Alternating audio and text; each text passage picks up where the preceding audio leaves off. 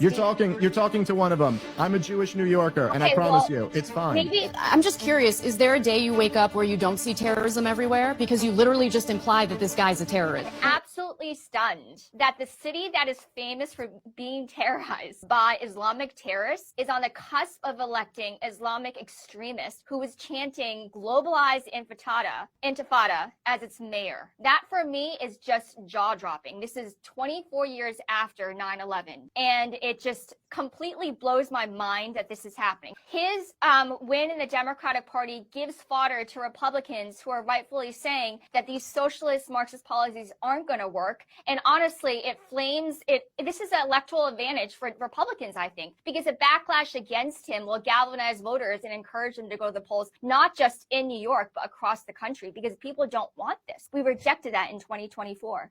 I'm just curious, is there a day you wake up where you don't see terrorism everywhere? Because you literally just implied that this guy's a terrorist. And I found that bigoted, Islamophobic, and absolutely disgusting. If you don't like his policies, I can understand that, and we can have a discussion about those policies.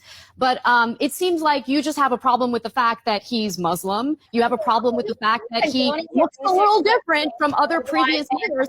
Don't interrupt me. I'm still speaking. I didn't interrupt you. Listen, the problem with that mayoral race is that the Democratic candidates who ran against him in the primary offered nothing. They offered nothing but the status quo. Andrew Cuomo was the former disgraced governor of that state who somehow thought that he had, I don't know, the entitlement to have his past erased and that people would totally accept him again. I'm really happy to find that the people of New York City rejected him because he's a complete and utter disaster.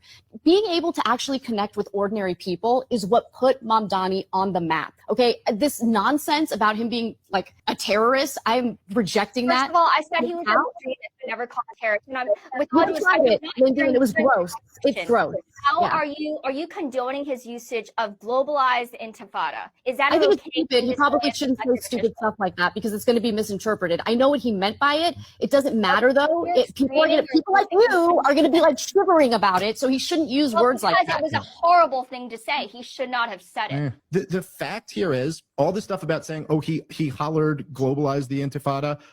Nobody cares about this except people on TV and people in very specific advocacy groups or something like that. It's just not what actually matters to people. The fact of the matter is that Andrew Cuomo, because he's such a member of the establishment, brought in all of the baggage of the war, which really should be irrelevant to the New York City mayoral race. But he brought in all that baggage. The truth is that Democrats in New York City, including the Jewish ones, don't support what Israel's doing to Gaza. And for him to be asked in the debate about whether he would commit to visiting Israel or whether you believe in a two-state solution or a democratic one-state solution, this stuff was just goofy. I mean, if they were smarter, they should have asked him about the concern that Jews in New York have about anti-Semitism or something like that. But the fact is that the Democratic establishment, as always, had to carry defending the wars, which is largely impossible. Whereas Mamdani ran a campaign very specifically targeting the unaffordability of New York City, which is the actual crisis, not who